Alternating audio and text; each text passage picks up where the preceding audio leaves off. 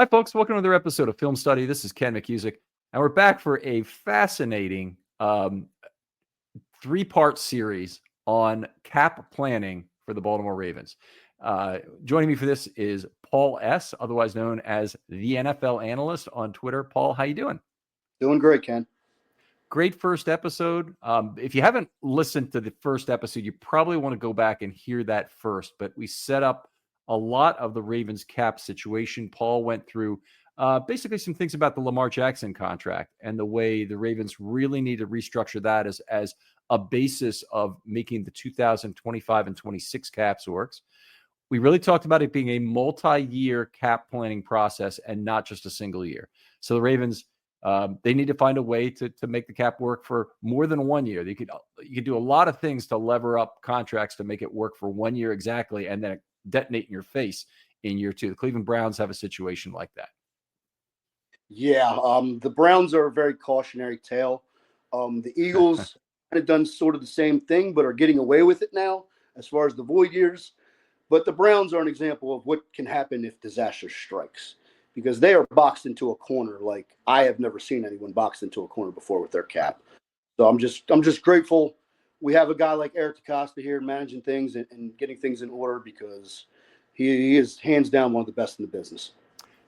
Yeah, there's a name. I think Pat Moriarty still works with the Ravens. I believe so. Maybe he retired. I'm not sure, because he'd been doing it forever in terms of the capologist for the Ravens, but definitely someone who's done a good job. I want to come back to DeCosta in just a second, but the other thing is you didn't do anything, and this is important, from the first episode in setting up the contracts. You didn't take extraordinary measures. You didn't use extraordinarily levered contracts.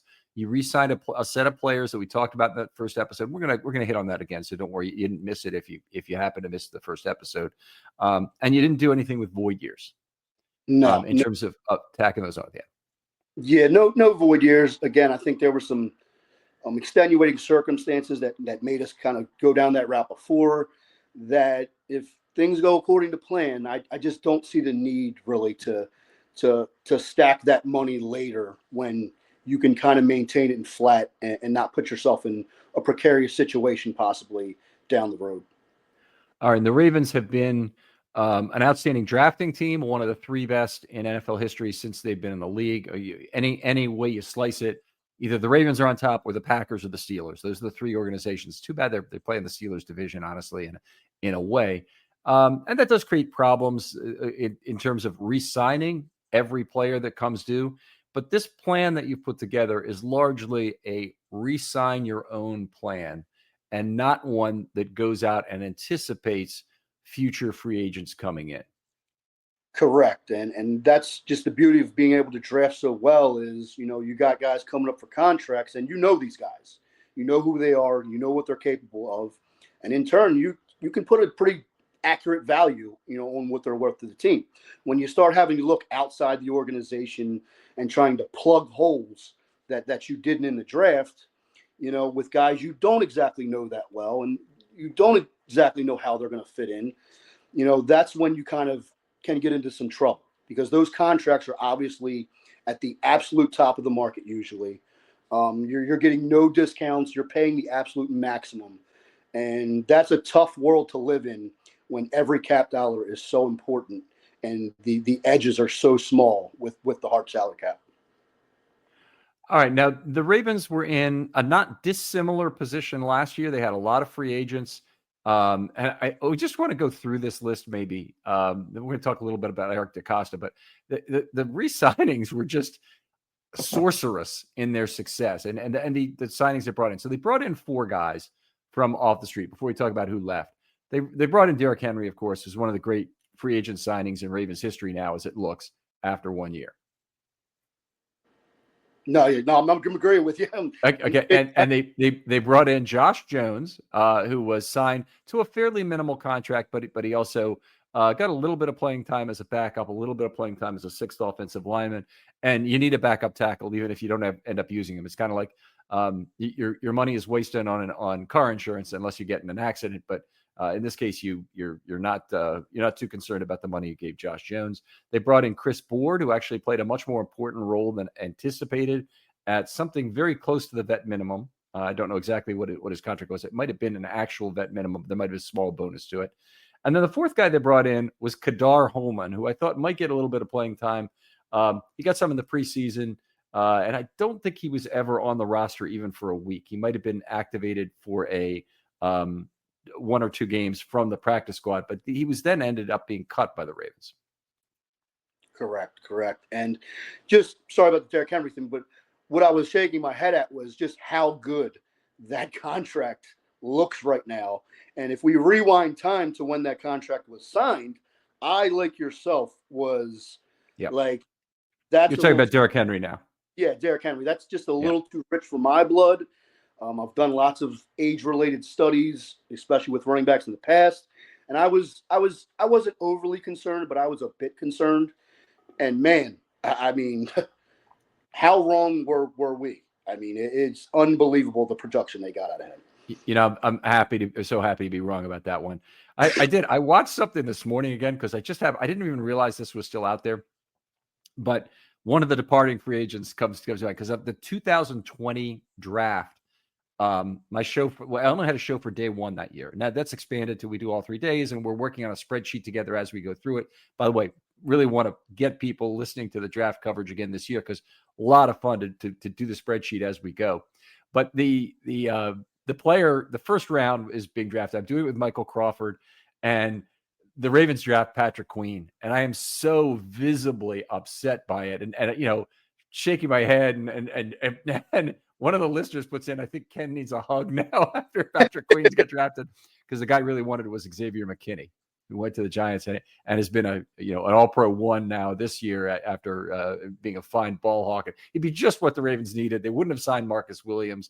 You know, a whole lot of things would have played out better for the Ravens. But that's out there as a matter of public record. It hasn't been viewed a lot of times. And there's a disconcerting disconnect between the voice and the video that somehow got messed up. But the content is still valid. That's just very upsetting to me. Anyway, watch that again. But we'll go back to now that 2020 class, which just matured this last year and had a number of players. Amazing. Yeah. Who were up for new contracts. And let's go through some of them. Justin Madubuike re-signed with the Ravens on a big money deal. Kyle Van Noy was not part of the class, but he re-signed as a for another 2 years, which now looks like a fantastic contract. Another one. I'm 12. You're getting 12 and a half sacks out of this guy for that money. It's crazy. I mean, it's unbelievable. It really is. Yeah.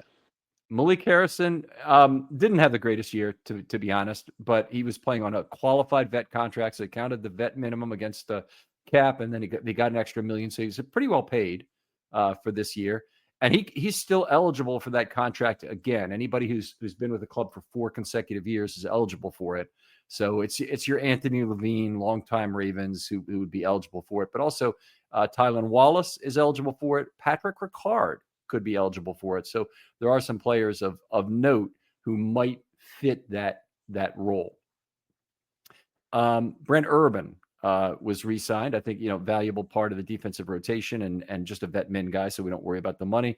Arthur Mollett was re-signed. That one didn't work out. And I think the Ravens are going to end up cutting Arthur Mollett. You in the same place on that? Yeah, I'd have to agree with you on that one. All right. Josh Johnson re-signed. I don't think it matters. And Ardarius Washington was an ERFA. That means they just had exclusive rights to him. So they re-signed him at a minimum contract. And that, of course, worked out. He was outstanding. And then they had signed elsewhere. And the signed elsewhere list, you think, how the hell did he know on some of these from Eric DeCosta? So Odell Beckham crashed and burned in Miami. And I'm not 100% sure his career is done, but it should be. Yeah, I think he's pretty much finished. Jadeveon Clowney went on, actually came on down the stretch with Carolina, ended up, I think, with 6 sacks on the season or thereabouts. Maybe a guy the Ravens would have still really loved to have because they had kind of a thin edge group, but I think they passed as a matter of price in what was a good decision. In a lot of ways, the decision was between either Clowney or Henry in terms of value for 2024. Yep, and then once again, right again. Right again. Ronald Darby was one of the free agents I was a little bit afraid of losing because he'd had a great year with the Ravens, playing in the McDonald's system. He's one of the cornerbacks who was better in McDonald's system than he had been otherwise. But he went to Jacksonville and crashed and burned this year. Had a terrible year with, I think he was over 10 yards a target, but if he wasn't, he was close to that. So it's again a really good decision to let him walk. He was 5th in the entire National Football League in yards per target in 2023. Correct. And what I think you got to maybe look at too is these kind of lower end guys.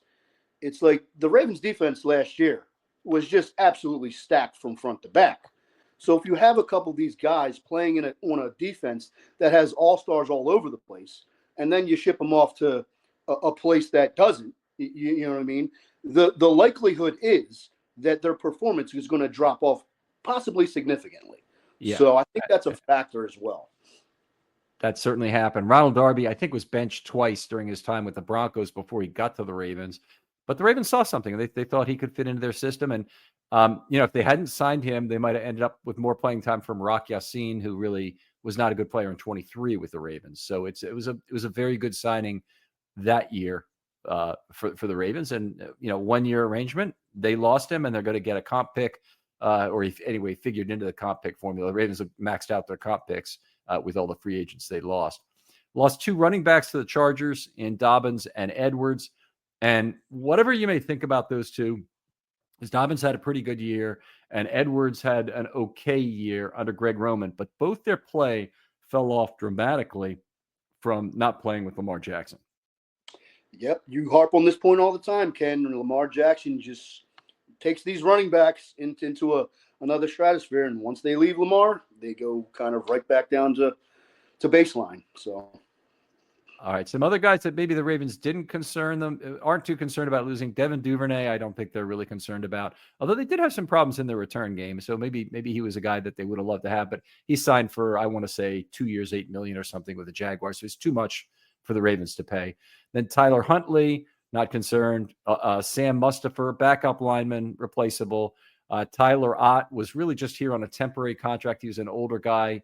Actually, I think he might actually be younger than Nick Moore. It might be close, but it didn't matter. They wanted to go back to Nick Moore, who was injured and replaced by Ott in 2023.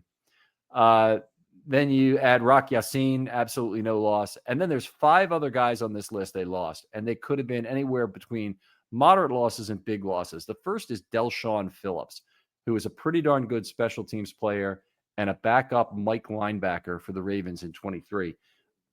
That is a guy that they probably could have used in 24 to help some of their weak side linebacker woes. Gotcha. Yeah. The situation of inside linebacker next to, Smith Roquan is definitely needs to be figured out. I think we should say. Either through the draft or through good coaching and the hiring of Tyler Santucci. They've got a couple different ways to get there. They let both guards walk. John Simpson, who didn't have a bad year for the Jets, certainly, and Kevin Zeitler, who had a great year for the Lions. Yeah, and that just kind of fits into your guard spots. Maybe you can kind of focus more on the drafts for that type of stuff versus, a Zeitler type or a veteran guy who's going to be making a decent amount of change there. Yeah, Zeitler was cheap. He was like $6 million. John Simpson might have been a similar thing, but they had to commit to 3 years. Lions only had to commit to 1 with Zeitler. So it's an interesting pair of guys they let go there, and they did end up getting some compensatory return. Geno Stone fell off the table after he left the Ravens. In fact, he might be cut this offseason. I don't think it's happened yet, but it might happen at the beginning of the league year. And he might even be a guy the Ravens want back to try and solve their safety issues or give themselves another backup split field safety. Wouldn't exactly be a bad idea, Ken. And the way the Bengals structure their contracts, they give no guarantees but the signing bonus, so they can pretty much cast him aside with no real penalty. And that's definitely a possibility, and he could definitely fit back in the mix if available. Right.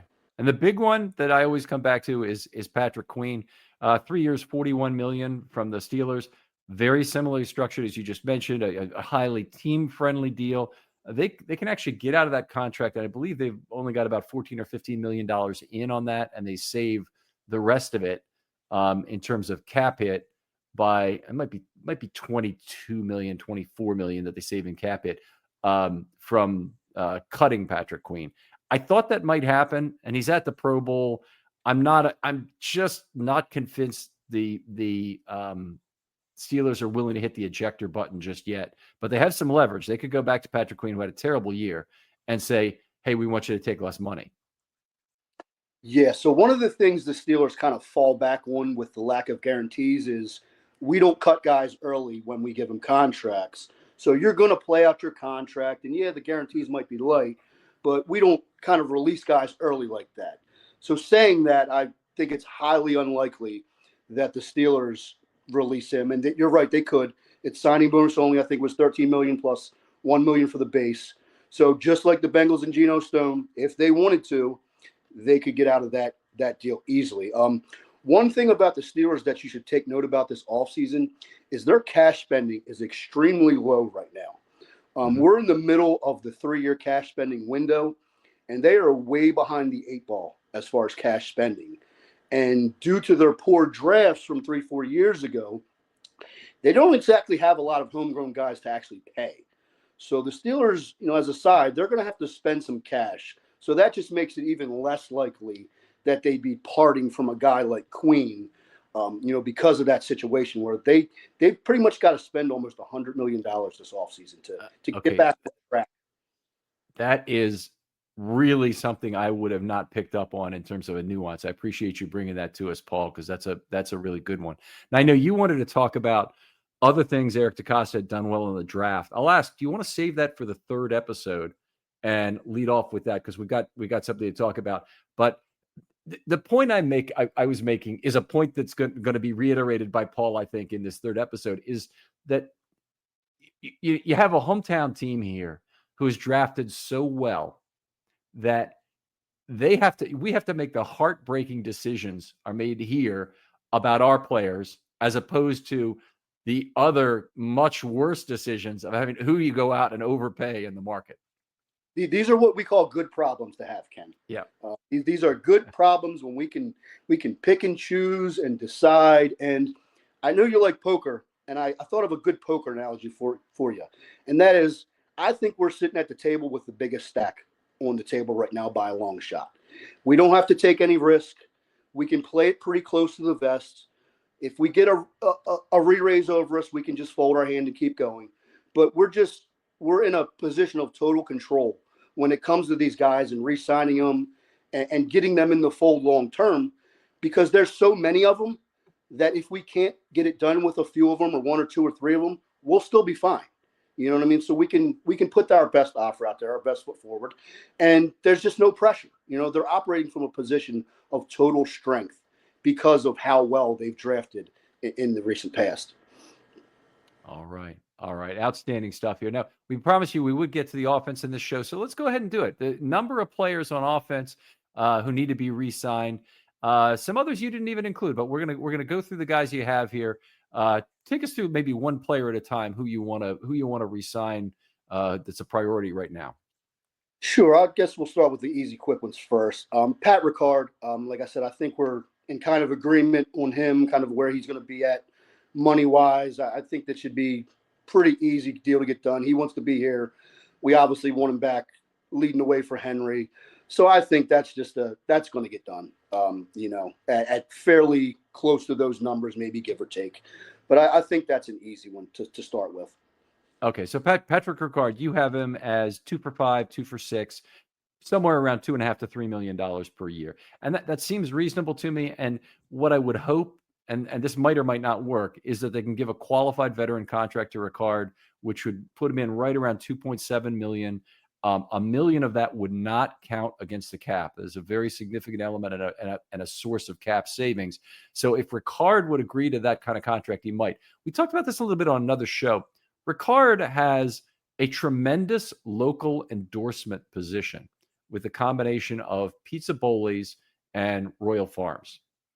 And I would think that Royal Farms might be looking for a new spokesman about now. Yeah, So it could actually work out for Patrick Ricard. Seriously, I mean, to stay in Baltimore, he's the natural to take over the position for Justin Tucker. I see. I'll be interested to see what the Super Bowl is coming up. Royal Farms will have the local ads on the Super Bowl. You probably know the Super Bowl ads are split out basically between local stations get to sell about 1 minute per hour, I think it is, or maybe 90 seconds per hour, and the network sells the rest. And the local commercials will probably include Royal Farms and some banks and other stuff like that. But it's a great opportunity to see if they've cut the Justin Tucker commercials already. This weekend, Sunday, will be a big test in that regard. Yeah, and Ricard's not getting that Royal Farms money anywhere else. So that's another little kind of added perk, you know what I mean, for him to kind of stay around. And like I said, for that contract, I mean, I don't think that's going to be a big deal to get done.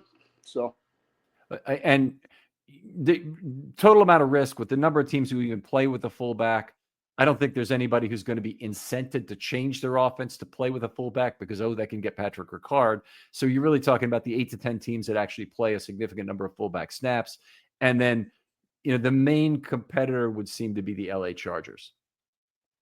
I would totally agree there. 49ers and maybe Chargers, on the West Coast, I totally agree. But it's not many teams out there. It's just not many that are going to want to put that in the mix these days. All right, so fair enough. So hopefully Ricard is back. You mentioned some things you think he'll be back based on what you've heard in terms of his own quotes from after the season. Correct. He clearly wants to be a part of this team. So I don't exactly see the Ravens not making that happen for the amount of dollars we're talking about. Fantastic. Who's next on your list of re-signs to keep the core intact? Next is Isaiah Likely. Isaiah Likely, I think, has clearly number one potential. He has Mark Andrews potential, but he's been sharing time. In looking at the salary structures, I kind of tried to break it into tiers. And if you look at the top tier, he's obviously not in that group, and that would be Mark Andrews, coincidentally, Goddard, TJ Hawkinson, George Kittle. He's probably a tier below that. If we had to really dive in, and that's kind of in the 15 to 18.5 million range. So I think about 4 years, 64 million, 16 million average annual value. He's being paid like a starter. If Mark Andrews is here or not, he's going to be getting his money regardless. And I think that's kind of a fair deal for both sides, because I think if he played it out and went to the market, he might push up into the 18 million range. We're paying him a year early, so I kind of feel like that's the sweet spot in order to get him retained long term.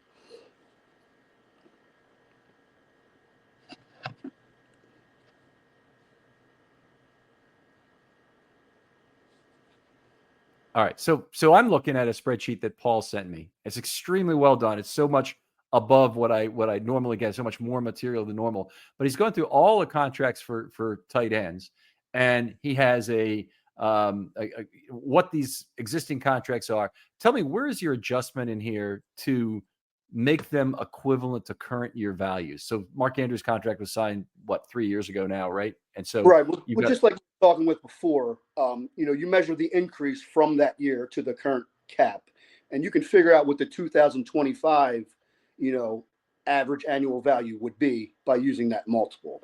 So Mark Andrews, for example, his deal was 14 million average per year, but if you take into account cap increases, that's about 21.14 million in 2025 dollars.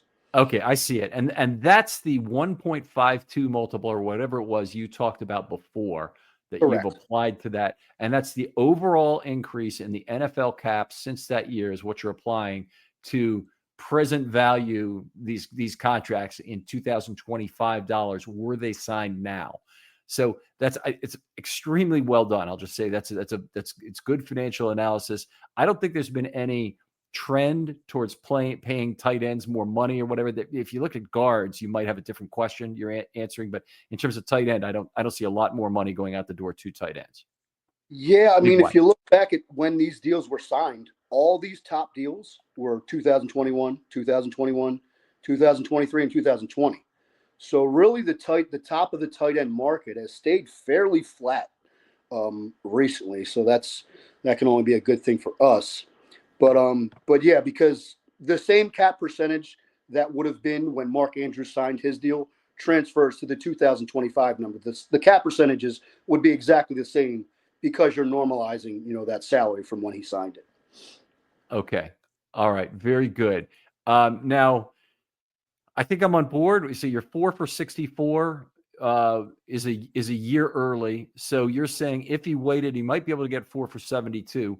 That $8 million is the Ravens' share of divisible benefits. And so you hear me use that term. The player doesn't want the risk. The team wants to get a player signed for a little bit less a year earlier. It's life-changing generational wealth for a player like Likely, obviously, and for any of us, if we got a 4 for 64 million deal, we'd be hard pressed not to take it if there was some injury risk on the table in a coming season. So it's a good deal for both sides, and hopefully one that does that. Now here's a key point. You're 4 for 64 unlikely. He plays out the final year on his current contract, then is signed an additional 4 for 64, correct? No, that 4 for 64 would be if we signed him right now this offseason and added 4 more years, to that final year. Okay, let me be clear. He's under contract for 5 years, including 2025, under your plan. Correct. That's good. Correct. 5 years total.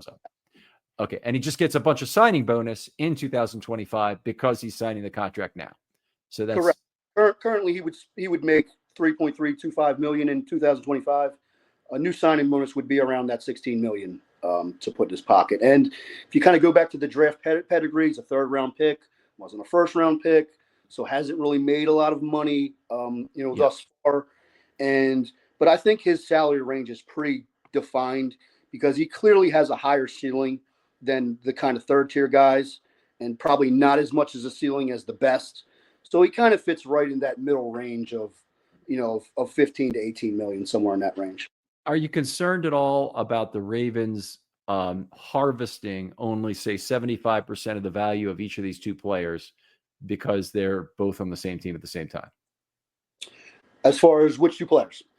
So you've got Andrews and Likely, and they're both competing essentially for some of the same playing time. And while Monken has done a great job with efficiency at tight end, the tight end passer rating throwing to him is 143.5 the last 2 years. It's actually, like, by the way, this is interesting. It's 141.1 and 141.3 in the 2 years individually, but combine the two together, the passer rating is 143.5. And the reason for that is they maxed out certain categories like interceptions and tight end rate and whatnot, and they touchdown rate. And actually combining those years makes it even a little better than the 141 point whatever. But getting aside from that, been remarkably efficient in terms of the tight end play they've gotten.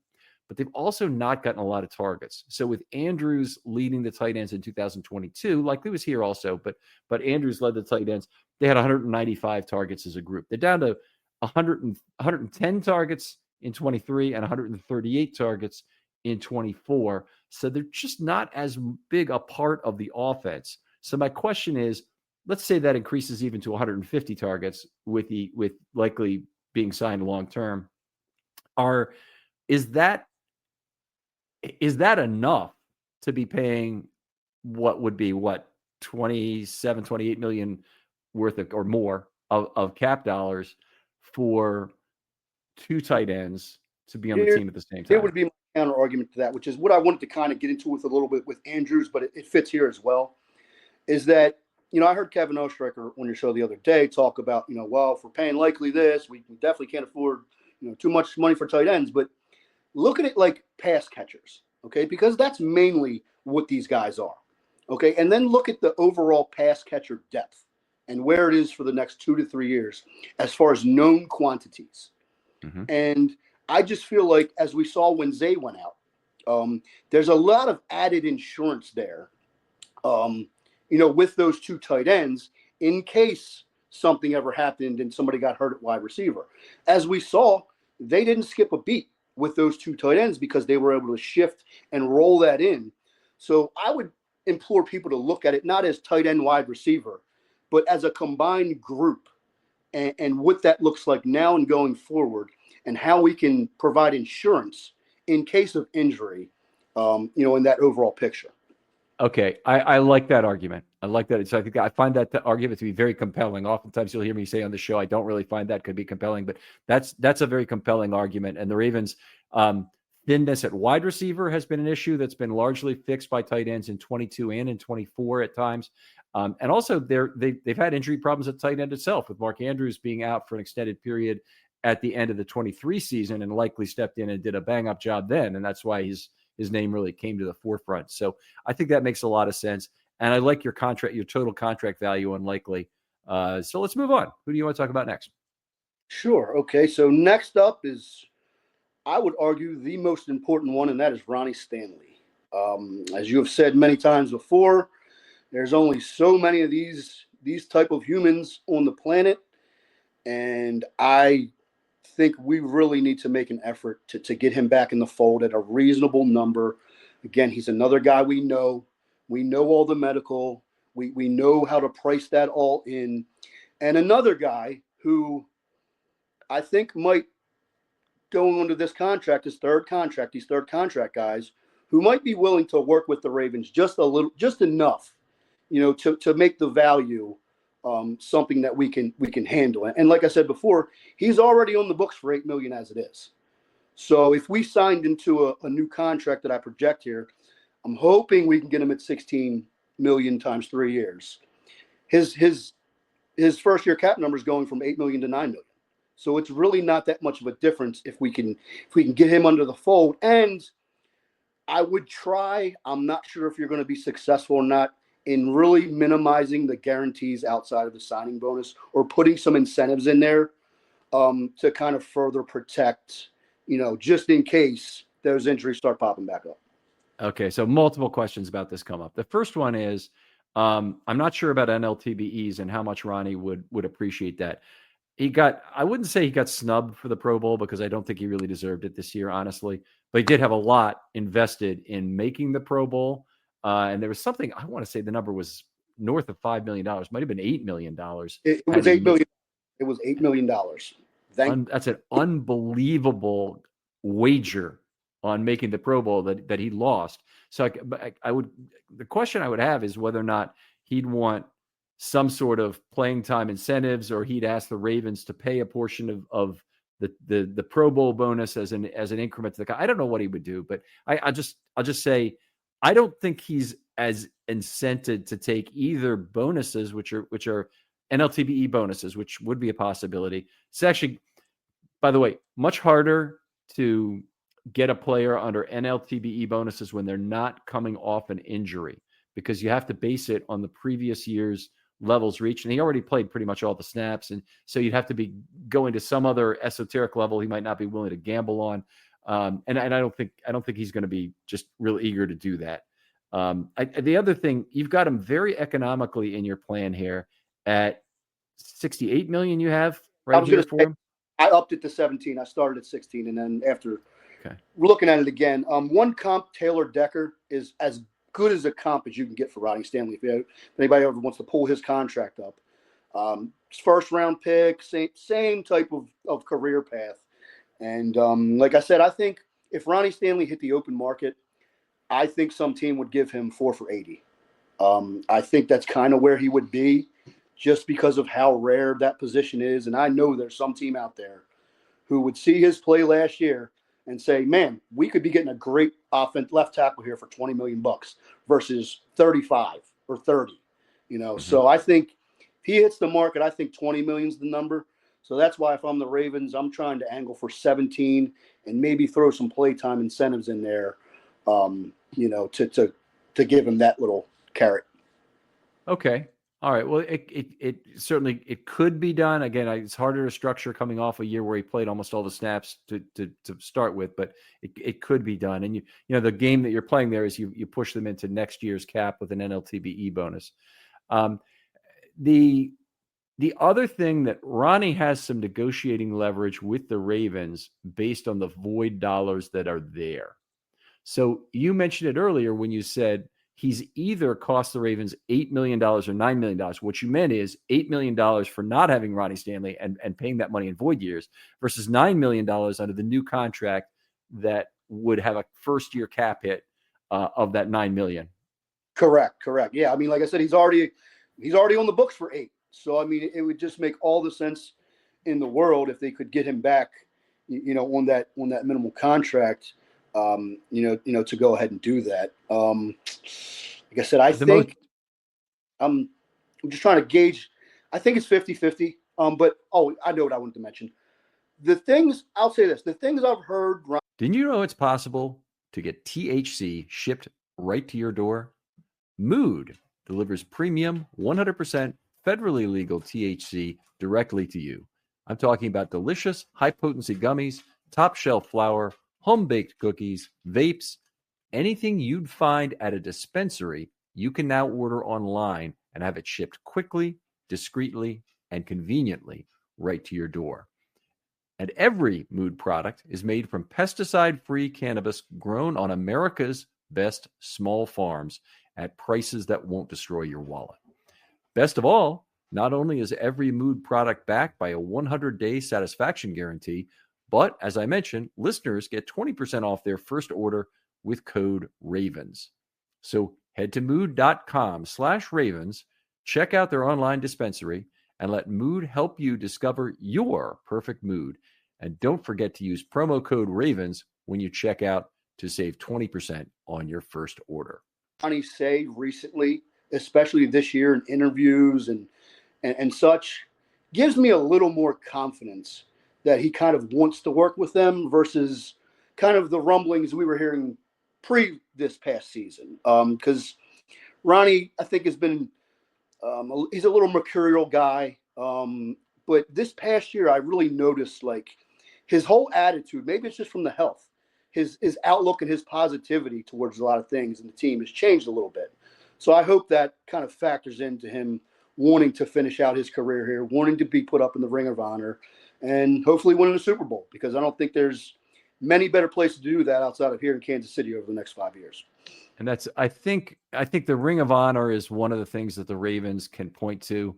They could say, hey, Ronnie, one more contract really guarantees it. I don't think he's quite put together a Ring of Honor career, whereas I'd say that Andrews has.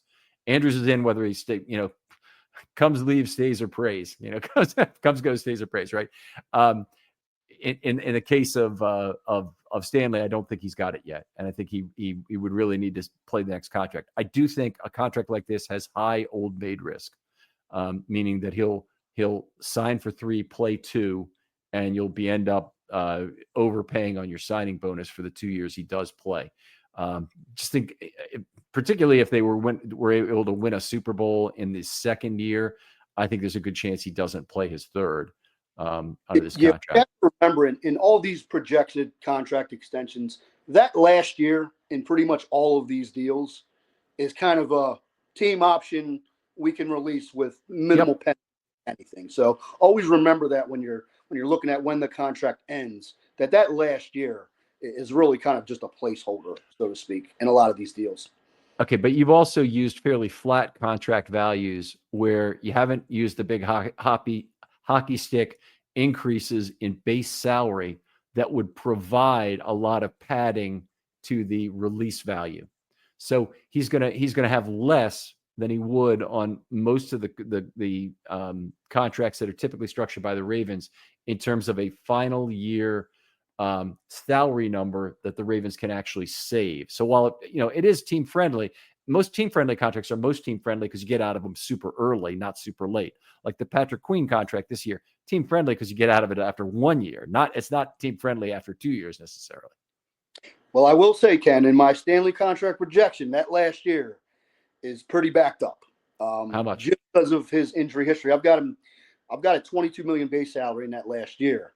So now, and that includes roster bonus or whatever. You don't have a separate roster bonus to go with that. Yeah, because roster bonuses, that's a lot of stuff that could go 18 different ways. So I just we really just need the signing bonus and the proration. But I do have his contract backloaded slightly into that final year because of the injury history and because of the past stuff. So where if they did need to, now could he come back and say I want more earlier? Of course he could, but in an ideal world, you know what I mean, that last year would be kind of a, if you're playing well, we're going to keep you, and if not, we're going to move on. In terms of what you've got in your plan, this to me so far is the most aggressive thing I've seen yet. I think that Ronnie Stanley probably commands more than that on the market. And I think if you can get, if it's 4 for 80 on the market, I think 4 for 76 is reasonable. Possibly. I don't think 4 for 68 is reasonable. So we'll see how that plays out. And, I'm hopeful they'll re-sign Ronnie, but they may take a very draconian approach and just say, hey, if you're the right player at the right price, we'll keep you. But if we're not, we have to decide between places where we can get ROI on our money between you and, say, Mark Andrews, and we have to figure out where we can save a little money. I don't disagree, Ken. I don't disagree. Let's move on. Who's your next player? Next player is a little interesting one, and that is Tyler Linderbaum. As I was just listening to your Edge podcast, and you kind of got into him a little bit with the fifth-year option, how that's really not an option, and the center out of whack salary structure when it comes to all that stuff in the fifth-year option. So, but this is an interesting one because I've heard on your previous podcast how you were a little down on Linderbaum as far as his play was concerned. And the weird thing is you look at the top of the center market and there's just a handful of guys making over 10 million. I mean, it's Creed Humphrey. It's another guy at 13. It's another guy at 11. And then after that, it's nothing. So this one was a tough one to nail. I did this a little while ago and thought maybe even with the cap increase, the Creed Humphrey deal, 4 for 72 would be about right. But I could totally see the Ravens trying to get that much lower into maybe 13, 14 range. That would still put him, third overall or fourth overall and try to do that. But I'd be interested to hear what you kind of think as far as that's concerned and as far as the pay scale. Okay, so in terms of 2025 adjusted AAV, you've got Frank Ragnow at $20.4 million per year, Creed Humphrey at 19.4, and Lloyd Cushenberry at 13.5. And those are the top contracts currently out there. Correct. I think those are the top three right there. Yeah, his position is definitely between Cushenberry and Humphrey in terms of value. Okay. I would say the issue is that he really did not consolidate his gains as a pass blocker. Bad rookie year as a pass blocker. I don't think there's any surprise to anybody in me saying that PFF rated his overall year very good because of the run pass blocking weighting they do, which doesn't make any sense. But then he came back and had a great year, and really had a great year relative to the quality of competition he faced in his second year. And then he was one of the top 2 or 3 centers in the entire league in blocking relative to assignment in 2023. But then he came back to earth in 2024, and he's in a very big pack below about 7 other guys at center, and in a pack with about, total 14, 15 guys in it, where I think he's really more of just a slightly above the league average pass blocking center. And you can talk about run blocking all you want, but in the NFL, pass blocking is more important. I don't care how PFF weights it on a whatever basis, whatever position you're playing on the offensive line. So I would say he's worth a contract certainly in the 75th percentile, and he's going to get a contract that's higher than that. But I wouldn't go as high. I wouldn't go anywhere near as high as 19.4 million for him. If I were trying to pick the number based on what you've got here, I would put him in at 15 to 16 million. Yeah, I was going to say about 4 for 60 or so, maybe 4 for 64. And as I've said, normally I don't like to wait on these guys, but this is one situation where his cap number will actually raise 4 million on an extension. So kind of if you let him play it out and get the free agency, what type of offer is he going to get? Maybe he has another middling year or what have you. Mm-hmm. Could you even get him next year at that number versus doing it now? Is kind of a question, even though that's kind of risky. And I guess it really determines how much they value him long term and what they see his play at you know what I mean, relative to these contracts, because there's just not many comps to go off of if he's going to push towards that top end, pay structure. So I by the way, I don't want to. I'm not down on Tyler Linderbaum overall. He's a special talent. He's a very different player from most other NFL centers. Tremendous mobility, really helps the Ravens run game in some significant ways. I cannot see paying him at the top of the market. And in this case, the first thing I'm doing is I'm saying, I'm sorry, Tyler, we can't do the 5th-year option for you. It just doesn't make any sense. It's left tackle money. We can pay you right now. We can give you 4 for 60 or 4 for 64. One of those two. Either one is really okay with me. And next, if you want to play it out, we completely understand it, but we have to look at this from keeping as much of this team together as we can. And we can't pay you probably. If you wanted 4 for 80, that's not on the table. We can't give you what Creed Humphrey's making. And we really can't give you 4 for 72. But what we can do is send you to the market at least with a great baseline contract after the 2025 season. And I would think that would be at least 4 for 64. So if you want to play it out and really bet on yourself, we understand it. If you don't want to do it and you want to sign now, 16 million is our number, or 15.5 million, or whatever it might be. For an AAV over 4 years. And that is the way I would handle that negotiation. I wouldn't try and pay him the top dollar right now. And I definitely would tell him, sorry, that the 5th-year option just doesn't make sense. This is exactly what I was saying before. I think you're exactly right. You're coming ahead from a position of strength, kind of, where it's like they don't have to step out on many ledges right now. So it's like you go to them with a good number. If that's, agreeable to them, great. And if it's not, you just keep it moving and you go on to the next guy. But I kind of, like I said, I've been listening to a lot of your podcasts recently, specifically with him. And my 4 for 72 numbers kind of dropped down after listening to your, and I'm not saying he's a bad center or anything, but he's maybe not the elite top 2, we were kind of projecting. He's still a very good, top 5 guy and should be paid as such. So. To be clear, in 2023, he completely earned his Pro Bowl status. He deserved it. It was a well-earned, great year he had. And in 2024, he just didn't have as good a year. And part of it is the players around him. Playing next to the combination of Fa'alele and McCary was not nearly as good as playing next to Zeitler and Simpson, who were just a better pair of guards out there, and that hurt him. But anyway, he's a guy who passes the sniff test as a Raven through and through. I'm sure they would love to have him. And by the way, Tyler, if you sign your next contract with Baltimore, you're almost guaranteed to be in the Ring of Honor. Almost guaranteed. If you stay healthy, certainly that would be the case. You'd be an 8-year center with the Ravens. That will do the job. Your name will be up on that part of the stadium. So hopefully he does it, and hopefully it's not this is definitely a case where there's divisible benefit on the table. And this is also a case where I'd play a little bit of hardball. I think it's a potential savings where I think you have Stanley too cheap. I think Linderbaum you have too expensive, and I think that's good because we have some offsetting value to harvest there. Yeah, and it's like one of the things you obviously look at upside and downside. And what is his really upside salary-wise if he played out the final year? Right. I mean, it's going to be a difference probably. If he plays well, if he doesn't get injured, if everything goes to plan, is the upside 18 or 19 at the top, or maybe even 20? Maybe 20, is that, you know what I mean? Is that trade-off worth it to him to minimize that risk? I think, like I said, you're right around the ballpark. I'd be in 4 for 15 or 4 for 64 at the 16 million. Yeah. All right. Fantastic. Let's go on to the next player.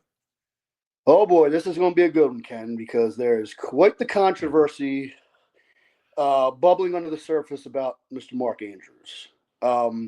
And that's kind of what started me down this journey. Really just, I like doing age research as far as when guys are typically going to drop off and putting together things like this. And I mean, Mark Andrews is tracking to be at least the top 10 all-time tight end, if not higher. I mean, through his age 29 season, he was 9th in tight end yards all time. He is 5th in touchdowns all time, and your favorite metric, yards per target, he is 3rd all time right now, ever of anyone among tight ends. Yes, among tight ends. Yeah. So I think when you put all that together and you stack him up with his, you know, similar players here, Mark Andrews is far from done as an NFL player. And I don't know. I know that's not the sentiment around these parts these days. And I just would be, this is such a tough one. This is such a tough one because I could make arguments on both sides, but Mark is a legacy Raven. Again, going back to the likely thing when we talk about the tight ends and wide receivers combined, we're lacking depth there. He's Lamar's most familiar target that's been with him the entire time. He's his most reliable outside of a few key drops. And I'm just not one to think that the Ravens are going to kick a guy like this to the curb. Even if that's not what they're doing, that's what it's going to be perceived that they're doing because of that drop. And I just think trade value, I think because of that drop, it hurt a little bit. And what are you really getting back anyway in that market? So his stock is kind of down right now. So, and I feel like if the Ravens went to him and presented a team-friendly offer to him and showed him that they have his back and that, you know, we're going to keep moving forward and you're going to go in the Ring of Honor and you're a legacy Raven, I think that's more likely than them tossing him to the side. I just really do. I know everybody's going to disagree with me, but when you look at his production and what he should be doing the next few years, he could be a key component to this offense moving forward and to winning a Super Bowl. And I'm with you. And I think we talked about in the likely section, getting full value out of two tight ends in a decreased tight end target environment that the Ravens seem to have. And you make the argument very, very well about his overall pass catching depth, and we should want that. I'm a little concerned about the possibility that he wouldn't play out another 3-year contract, that he wouldn't be able to finish it up due to either injuries or ineffectiveness, with probably injuries about 75% of that total and ineffectiveness 25%. But what do you have for him on a 3-year deal then? Or it's a 3-year extension you're proposing? Yeah, let me return. Yeah, 3 for 36. Again, that would be a very team-friendly deal. Okay, so the 3 for 36, first of all, is $36 million added for 3 years in addition to 2025, where he's already on the books. Correct. Okay, so he's signed for the Ravens through 2028. So he's got to play 4 seasons. So we're already bought into the age 30 season, I believe it is, for Mark Andrews, or maybe it's 31 that's coming up, right? 30, 31. 30 coming up. We'd be paying him through the extension would cover 31, 32, and 33. Gotcha. Okay, he's 30 is coming up. Let me look at that for just 1 second here. I want to make sure of what I'm saying, and I like to be clear rather than leave this hanging over us. Okay, so he's right now he's 29 years, 152 days. On September 6th, he'll turn 30. So we'd have him for 30, 31, 32, and 33.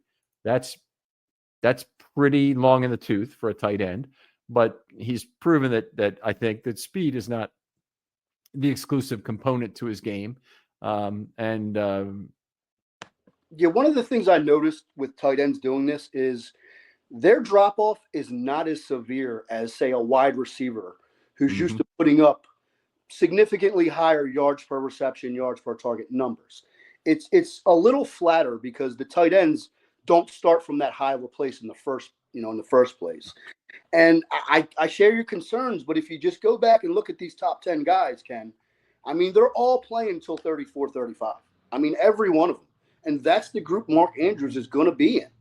I mean, he just is. I know the concerns there, and even their yards per target after age of 30 or after the age of 29, where Mark is now, yeah, they dropped off, but they didn't drop off a whole lot. You know what I mean? They definitely was a drop off, in their performance. But again, that last year, age 30, 33 year is pretty much a dummy year anyway. You know what I mean? He's never going to see that final year. So in reality, it's a team option through his age 32 season. Yeah, and team option for the 3rd year. Sometimes that can become a team and player option, and Michael Pierce is retiring a year before. It appears Michael Pierce is retiring a year before the end of his contract, and you don't want to have that situation either. That's what I call an old maid contract, that the player then forces you to re-sign them for 2 years to make 1 because they're still a productive player on what should be the team's option. So that's what I'm terming an old maid contract. But let me go back to you. I have two examples cited from Ravens history that are very interesting and go in opposite directions. Todd Heap, in the 2010 season, I believe it was. I'll bring it up here. Yeah, the 2010 season had his best yards per target year of his entire career at 9.4. He had actually 15 yards per reception that year, which is just it's completely out of whack with the rest of his career. He never had more than 12.9 otherwise. But he had his best year. Arguably, it wasn't a lot of receptions, wasn't a lot of targets, played 13 games. And the Ravens, after that age 30 season, they cut him. And that was an example where Ozzie at the time said a year too early rather than a year too late on a player. The Ravens needed cap space, and they made it by cutting a very popular player. And we'll get to let's respond to that before we talk about popular player number 2. Yeah, now refresh my recollection. Todd Heap battled a lot of injuries, correct? Or am I misremembering that along the way? No, he had injuries. That's certainly true. He only played 13 games his final year. I feel like Andrews, one, has been a lot healthier outside of the hip drop specifically, which is, kind of random. And also, I think one of the things you got to factor in here is quarterback stability in this production going forward. And I haven't obviously gone into the QB stability of all these top tight ends, but I suspect that's going to add, to what Mark's capable of if he's playing with Lamar Jackson for his age, 30 through 33 seasons, reverse someone else. But I don't think I can accept. That's going to be a non-compelling argument, because if they pick up another tight end, that tight end is going to be elevated by the presence of Lamar Jackson, the way that Derrick Henry and every other running back has been. Gotcha. One other thing I'd just like to highlight is the lack of spending at tight end and wide receiver in general towards the cap. Mm-hmm. As it stands right now, they are 20th between wide receivers and tight end in the NFL. If they signed Andrews and Likely, they would actually drop down to 21st because of the savings, of Mark Andrews mainly. Okay. So when you look at it from, again, kind of that standpoint, there isn't a lot of asset allocation in the pass catchers going forward because of Zay and because of Bateman being so cheap the next 2 years. Well, the asset allocation is in the form of draft capital instead of cap. So Zay is going to make a significant amount of money at some point, and it may or may not be with the Ravens, but the Ravens have been smart to be to be ahead of the curve in terms of not paying wide receivers. So they've drafted them instead. And so they got Marquise Brown, and then they traded him for an unbelievable heist of a value from Arizona when they did that. And then they got Flowers, of course, that worked out great. They got Bateman, which didn't seem like it was working out great. And then Bateman signs the second contract, which is now one of the most valuable receiver contracts there is out there in terms of surplus value over contract value expected over the next 2 years. They've done exceptionally well at the position, but I wouldn't say that they've spent no resources on it. There's draft resources and there's cap resources. They've spent draft resources. Yeah, no, I'm referring to cap mainly. And with Zay and Bateman being locked in for the next 2 seasons, I think that gives you an opportunity to entertain Mark where, what are the fans? Oh, we need more wide receivers. Go sign this wide receiver. Go sign that one. Yeah. We've got one right here, okay, that is, we know better than anyone. Lamar knows better than anyone. I know it ended poorly, but again, I don't see the benefit in subtracting that or the risk in paying him on a team-friendly deal going forward. I think the downside is less than people would think. Okay, so I'm devil's advocate only on this, and by the way, would be completely in favor of signing Andrews to an extension of the type you are projecting here. I think it'd be an outstanding deal.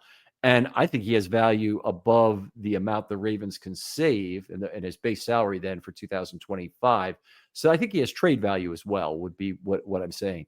But I'll tell you what, he has even more value. He's way more valuable at $11 million this year and $12 million, as you have it projected for 3 more years, than any kind of 4 Odell Beckham signings of 1 year each during that period, which would cost you 50% more. You know what you have with this guy. You know what you have. Lamar knows what you have. Lamar's familiar. I mean, it just wouldn't make much sense to me to cast him aside, whether through trade or release or what have you, and then bring somebody else in to replace that same thing you just gave away for essentially the same amount of money.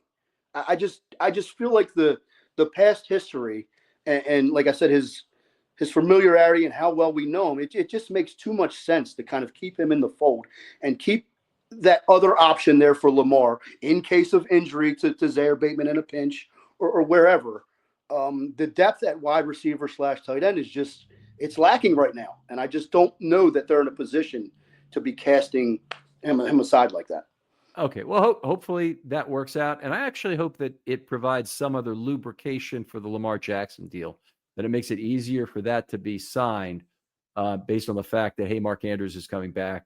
Derrick Henry is coming back, of course. You haven't got an extension for Derrick Henry in this thing, by the way. We haven't talked about that, but Derrick Henry playing with the Ravens in 2026 is still up in the air. Yeah, as far as Derrick Henry's concerned, again, 2025 we're kind of pretty good in. I don't want to, going back to last offseason, I'm not exactly going to try to extend that or let him play it out. Let's see what happens. Maybe he goes from 1,900 to 1,500. Then maybe he goes from 1,500.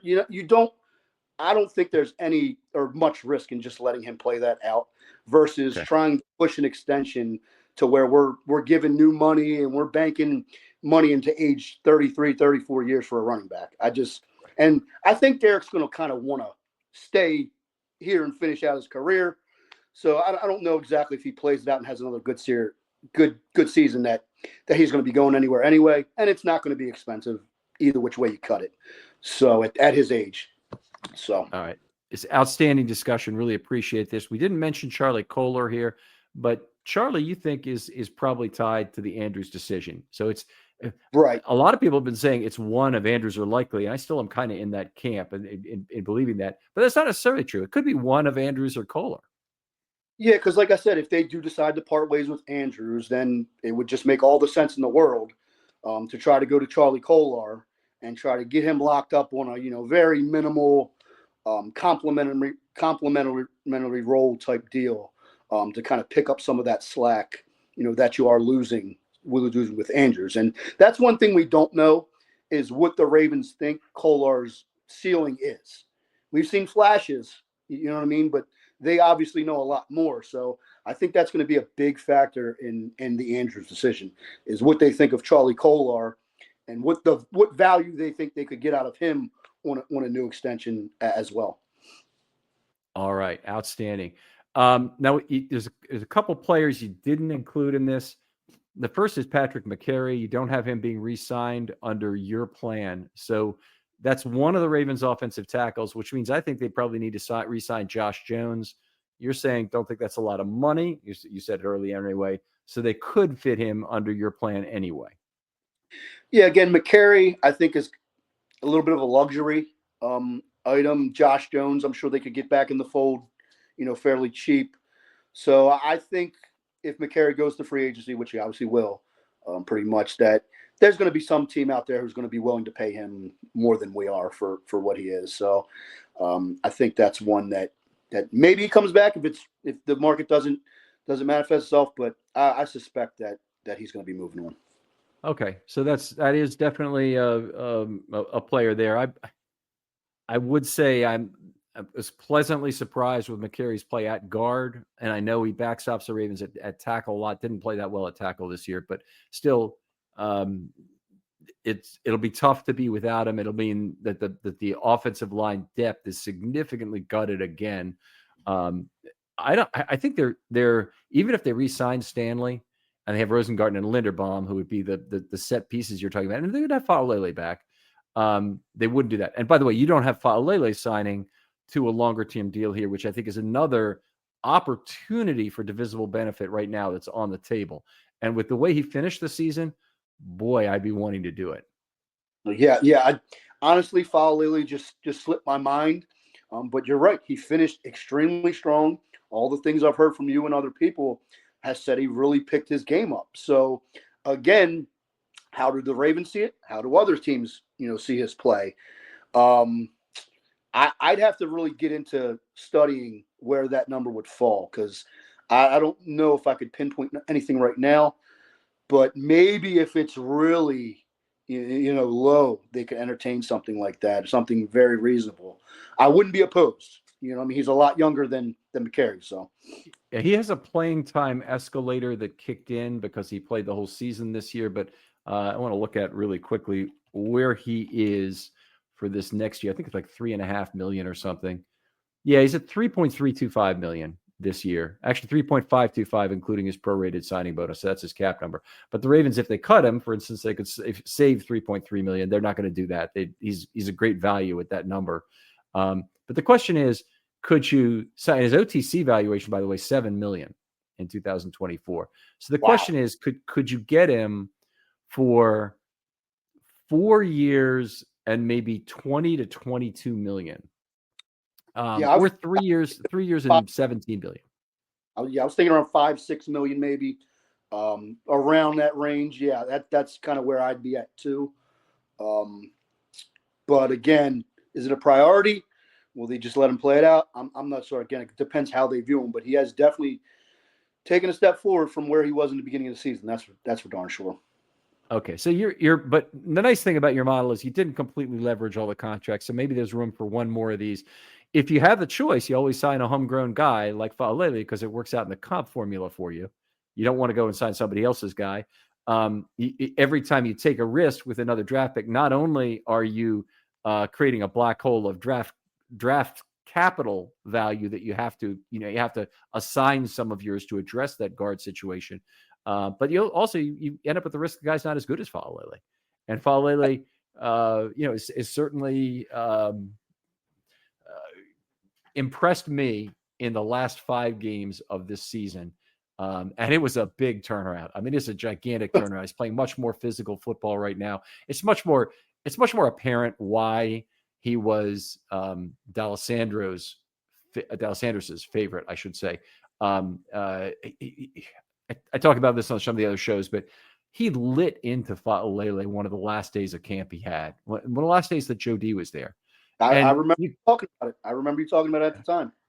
Yeah, it's one of these things where he clearly likes him. You don't do that to a player you don't care about. You don't do that to a player who's not going to be around. You do that to a player you're like, damn it, you're letting me down, son. It's literally this. He's thinking of this guy as a legacy player here, and it's too bad. Faalele, it's really kind of sad that Joe D didn't get to see Faalele worked out the way he has. So hopefully Faalele wants to stay a Raven. I hope, and I think it makes a lot of sense for him here in terms of what the Ravens try and do offensively, in terms of how Lamar Jackson can bail him out, a fair amount, and how he's progressed as a pass blocker. I think it's just there is a market for him. I just think if I'm Faalele, I'd want to be. He's one of the players who is highly incented to sign a deal and not relapse into some bad habits and lack of physicality in his game that would make him a much less valuable commodity come this time next year. Yeah. So going back to your previous point about the pass blocking being where the value is in a lot of these O-linemen, where does he fall within that range as far as pass blocking if he went to the market and if, he was a free agent? Where do you think, how would he stack up as far as that's concerned, value-wise? I'm really lost in a lot of ways in terms of value relative to the market for guards. It's just the market went crazy in this last season. But I'll tell you, the trend line is what I like about Faalele. He went from week 11 on, he was not penalized the entire season. And he did have a lot of pressures allowed for the season. It's a not insignificant percentage of the total. I don't have my guard sheet, and I kind of don't want to go over the same material. But if you want to, go back and listen to the interior offensive line review with Michael Crawford. And that has breakdowns of where he had a lot of his value lost. But for the entire season, I mean, it's not terrible. I had Stanley for 5.16 sacks. That's 5 1/6 essentially. I had Linderbaum for 3.17, 3 1/6, and that does include some bad snaps. But Faalele actually only responsible for 2 1/3 sacks on the year. Now there's quarterback hits in there, another 2 1/3. But if you look at it in terms of the interior pass blocking problems, Faalele was good, and Linderbaum was not as good. And some people just would not be able to understand why that would be true. Where Faalele is very weak is in missed blocks. He has a lot of trouble connecting on blocks, particularly in level 2. So, and he was playing next to a rookie. I don't know how much that factors in, but it's not like he had Ronnie Stanley next to him. No, that's a valuable point. Mm-hmm. He's also completely non-flexible in terms of position at this point. I think he's a right guard only. I don't think you can move him to left guard and hope that he'll be able to pull, because he's been particularly bad at that.